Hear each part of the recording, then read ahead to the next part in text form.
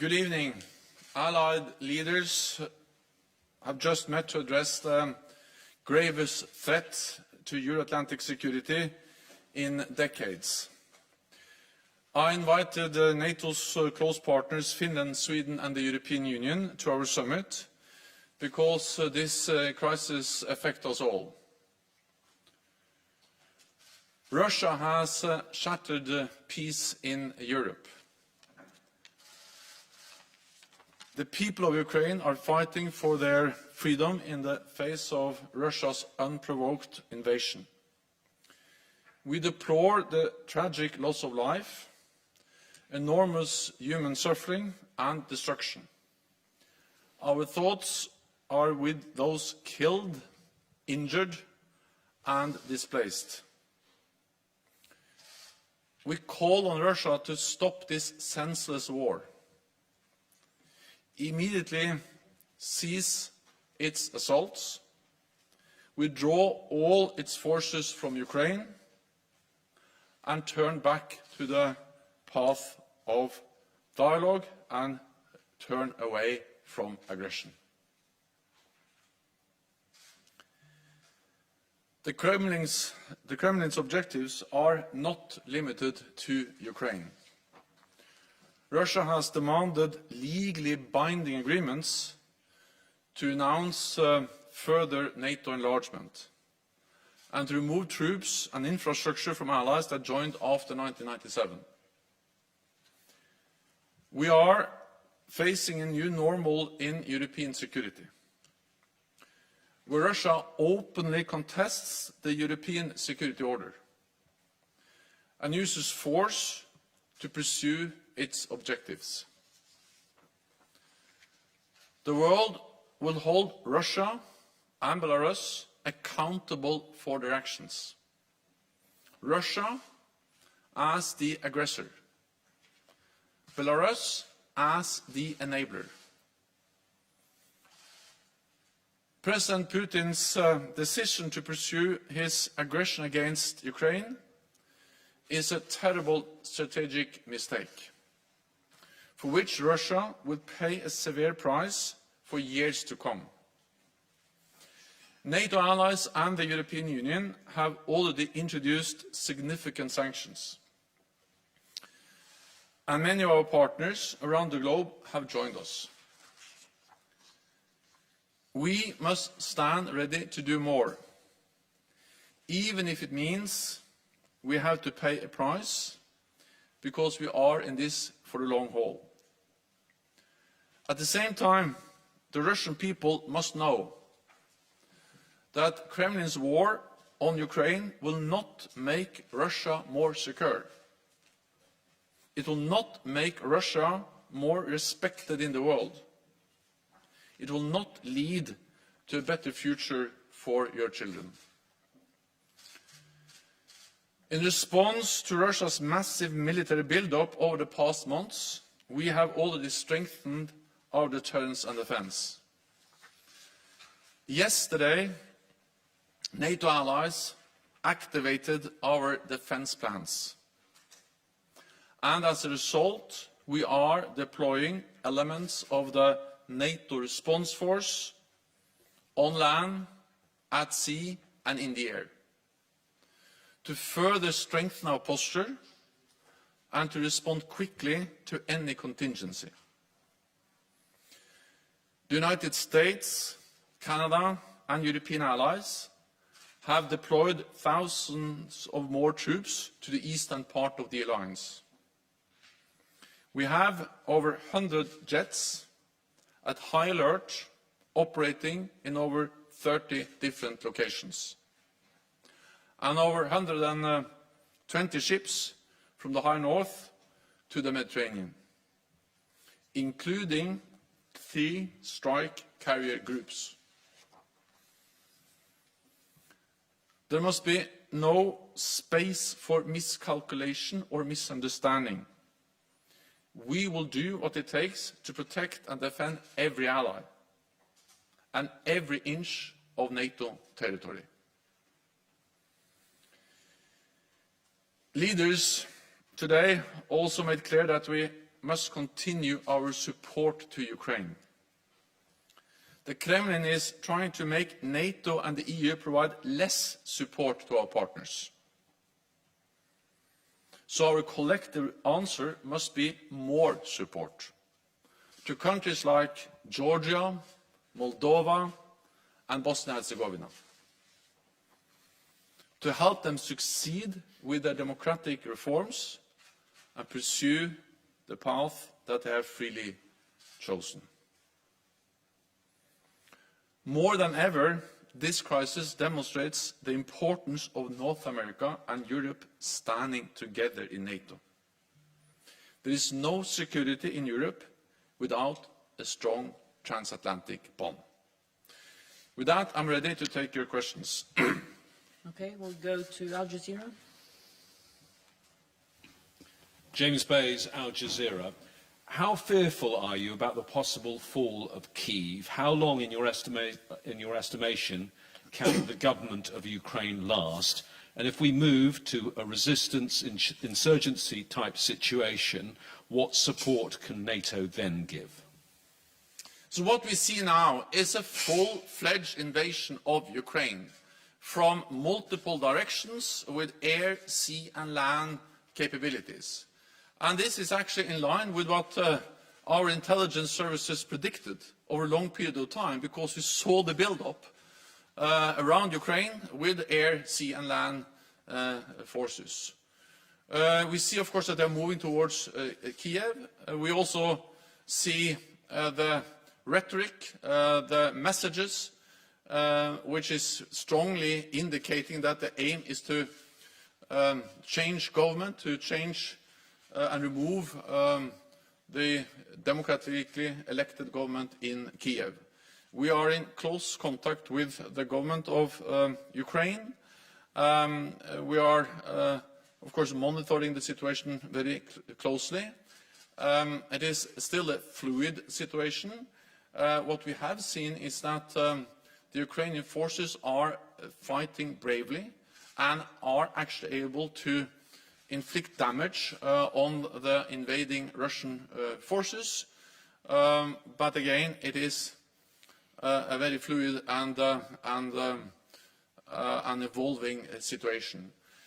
NATO allies expressed at the summit today that they provide support to Ukraine. They are ready to continue to provide support to Ukraine, military support, financial support, humanitarian support. And then I think we all have to judge how things evolve. But the message from NATO leaders and also from Finland and Sweden, EU, is that we are there to support Ukraine. We have supported Ukraine for many years and we continue to provide support. We'll go to the National Press Agency of Ukraine. Dmitry Shkurko, National News Agency of Ukraine. Secretary General, in the current situation which we observe now in Ukraine, does NATO preserve its desire to assist Ukraine with defensive equipment? In particular, can we expect that NATO will provide Ukraine with so badly needed anti-aircraft equipment? Thank you so much. So NATO allies continue to provide support to Ukraine, and it was actually at the meeting today at the NATO summit with EU and Finland and Sweden, allies announced and also informed other allies about the type of weapons, the type of support, and some of that also includes air defense systems. So NATO allies have and continue to provide support, military, but also different types of equipment to Ukraine. Then we all realize that, of course, in this very evolving and difficult situation, it's hard to predict what will be the what are the possibilities in the future. But allies are providing support and are very committed to continue to provide support. Okay, we'll go to NBC, just behind the cameras. Thank you, Mr. Secretary General. There's concern that NATO could get pulled into this conflict if Russia were to shut down electricity or other services in Ukraine that could spill over into Poland or Romania. Can you say explicitly whether a Russian cyber attack of that nature would trigger an Article 5 collective defense? So we are sending a very clear message to Russia that we provide support to our partner Ukraine, and allies provide many different types of support. NATO help Ukraine also with their cyber defenses. But then for NATO allies, we provide the absolute security guarantees under the Washington Treaty, Article 5. An attack on one will be regarded as an attack on all. And we are clear on this distinction because it is important to make sure that we don't have an even bigger crisis in Europe where Russia challenge or is threatening or attacking any NATO allied country. And that's the reason why we so clearly send a message that we are there to protect all allies and every inch of NATO territory. When it comes to cyber attacks and the risk for incidents and accidents, for instance in the Black Sea, we are pursuing mechanisms of deconfliction to prevent that from happening. We have, as NATO allies, especially the United States, have done that, for instance, in Syria over a long period of time. And we, of course, are very focused. I spoke with Sarkar, the NATO Supreme Commander, on that issue recently, and he is very focused on the need to deconflict to make sure that we don't have incidents or accidents that can spiral and get out of control and create a very dangerous situation. On cyber, well, we have stated that cyber attacks can trigger Article 5, but we have never gone into the position where we give a potential adversary the privilege of defining exactly when we trigger Article 5. We are focused on strengthening our cyber defenses. We are very much aware of that that's a risk, and therefore we are stepping up both the protection of our cyber networks, but also providing support to Ukraine, and we are very focused on the need for deconfliction. Okay, we'll go to NPR Deutsche Welle. Just Thank you. Terry Schultz with NPR and DW. I want to know more about the deployment of the NRF forces, please. How many will be sent where, from where? How long will it take to get there? Thinking about military mobility, as always. And also, what has changed in your calculation about the threat to NATO territory that has led allies to make the decision to deploy this for the first time in history for the purposes of collective defense? Thank you. Well, what has changed over the last days is, of course, that there's a full-fledged invasion of a partner, a country that borders several NATO allied countries. And this is the most serious security crisis we have faced in Europe for decades. And therefore, we have the High Readiness Force, we have the NATO Response Force, and that's the reason why we are deploying it to, again, prevent any miscalculation, any misunderstanding that we are not ready to protect and defend all allies. And of course, this is something all allies have agreed to do. 30 allies agreed. But of course, especially those in the eastern part of the alliance are extremely concerned. They are close to this, the fighting in Ukraine, and they also border Russia, and they have seen not only the military build-up and the ongoing war in Ukraine, but also seen the very threatening rhetoric. Because this goes far beyond Ukraine. This is about how Russia is actually challenging, contesting core values for our security and demanding that NATO should withdraw all forces and infrastructure from almost half of our members. And they have stated that if we don't do that, if we don't meet their demands, there will be what they call military technical consequences. So we have to take this seriously. And that's exactly why we are now deploying the NATO Response Force for the first time in a collective defense context. And we speak about thousands of troops. We speak about air and maritime capabilities. They are already actually part of the standing naval groups. We have many planes operating in the eastern part of the alliance, and then several allies have partly already assigned troops and forces to the NATO Response Force. We have the lead elements, which are led by France. We have the United States, which has assigned thousands of troops to the NATO response force, and these will be deployed to different places in the eastern part of the lines. Well, they are partly coming from the United States, but these are also very much European troops. For instance, the lead element, the VJTF, the High Readiness Joint Task Force, is now led by France.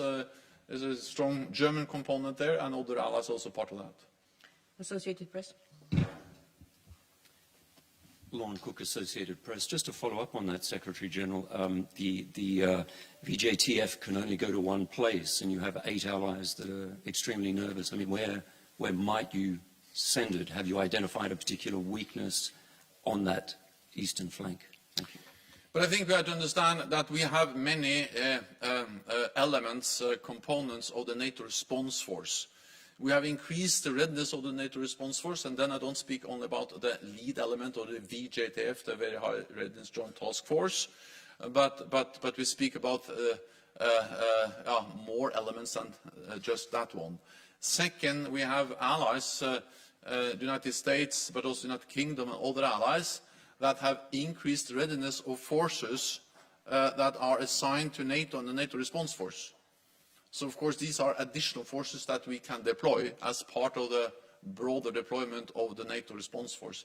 I'm not saying that we are deploying the whole force. The size of the NATO response force has been tripled since 2014 to roughly 40,000 troops.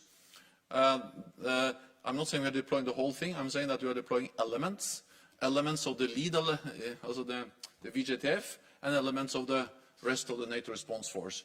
And then it is for SACEUR to make fine decisions exactly on where the different elements are deployed. But we activated the defense plans yesterday, and now the elements of this force will be deployed, or is being deployed.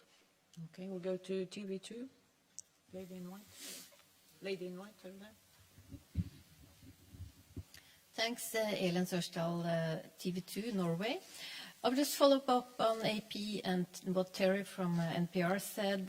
How quick can these troops and this force be deployed? But some of these forces are already operating because we have sea and air forces, which are also already part of the NATO maritime forces operating from the Barents Sea down to the Mediterranean. Some are air forces, the air component of the NATO response force.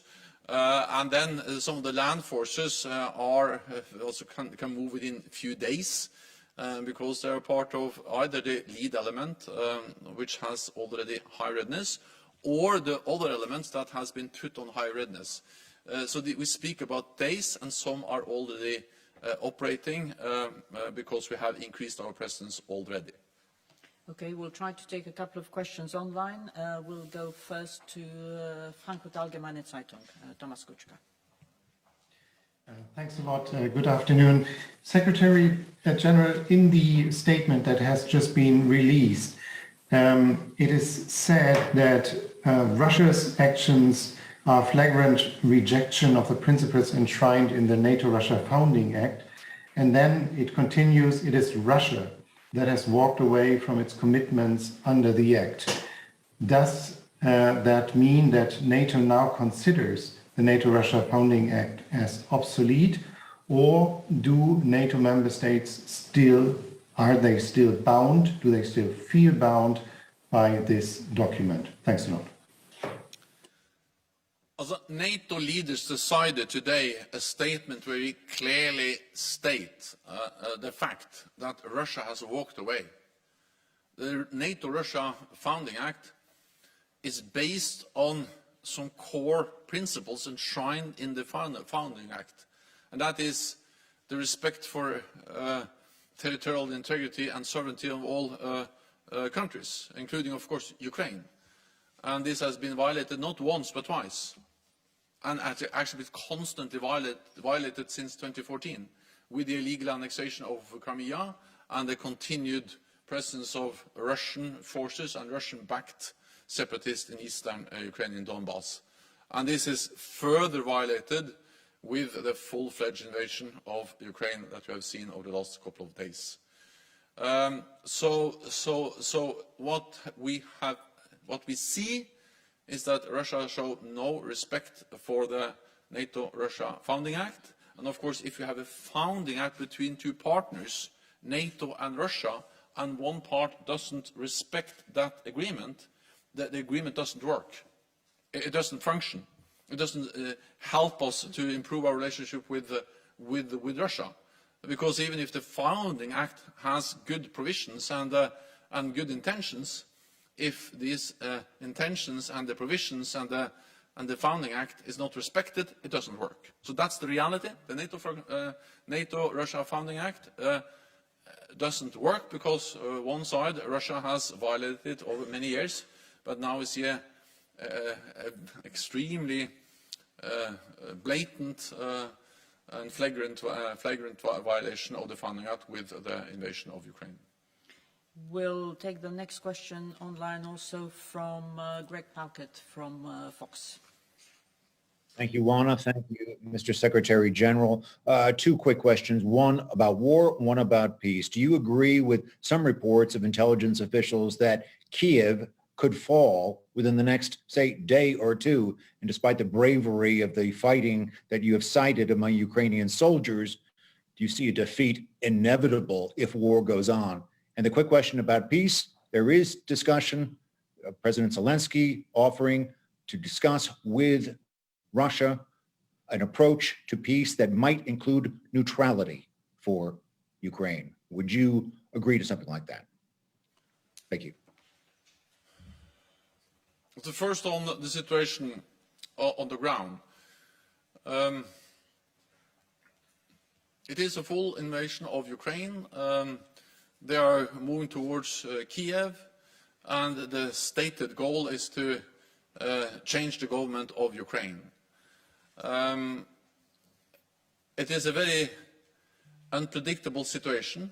Therefore, I will not speculate, but I will pay my respect to the Ukrainian armed forces, which are really proving their bravery and their courage by fighting and standing up against the much larger invading Russian force.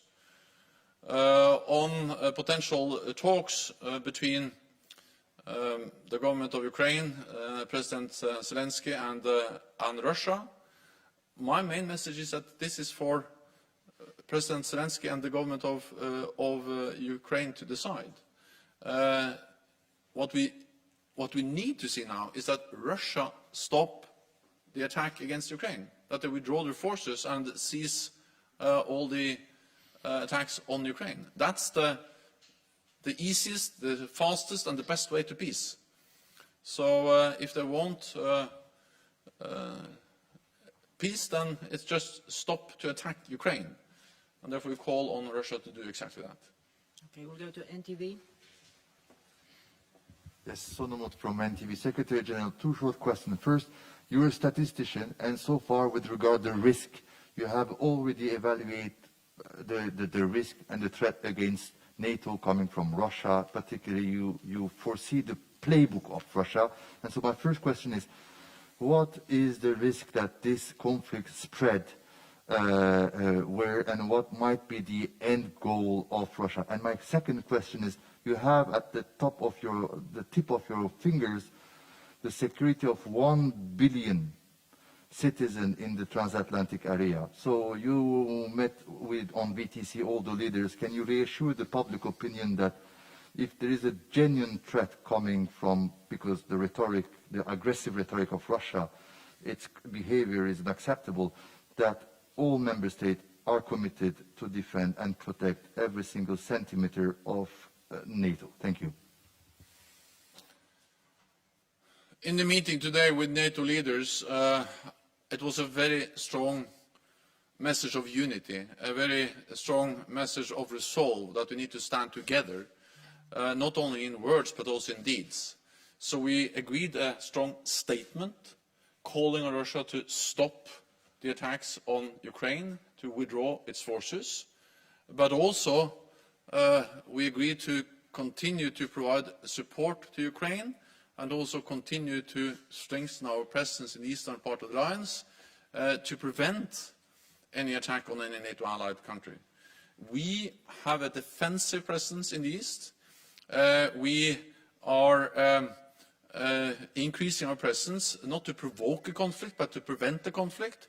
And as long as there is no doubt about NATO's readiness to protect and defend all allies and our commitment to the core message, the core task of NATO, one for all for one, an attack on one ally will be regarded as an attack on all, then no ally will be attacked. And that will prevent the conflict. And that will preserve peace for NATO allies and for 1 billion people. And that's the reason why we communicate so clearly, and that's the reason why we are deploying more troops in the eastern part of the alliance, to make sure that there is no possibility to misunderstand our readiness to protect and defend all allies. And again, this is to preserve peace, to prevent an attack, and to prevent that the war which is going on in Ukraine spill over to any NATO allied country. And that was the message from NATO leaders today. That was also the message when I met with many of them in the G7 yesterday. And that is also, of course, the message when we speak to close partners, Finland, Sweden, and the European Union, because we all are concerned, and Russia's attack on Ukraine is more than an attack on Ukraine. It's a devastating, horrendous attack on innocent people in Ukraine, but it is also an attack on the whole European security order, and that's the reason why we take it so extremely seriously. Deutsche Welle. Thank you, Alexandra von Nahm, Deutsche Welle. Secretary General, one question on Ukraine's request for Turkey to close the Bosporus for Russian warships. Was that discussed today? And one follow-up on the question just asked. We heard today from the Lithuanian foreign minister saying that when we lose Ukraine today, we will be fighting for NATO later. Would you say that the statement is exaggerated? Thank you. So on the Bosporus, that was not an issue.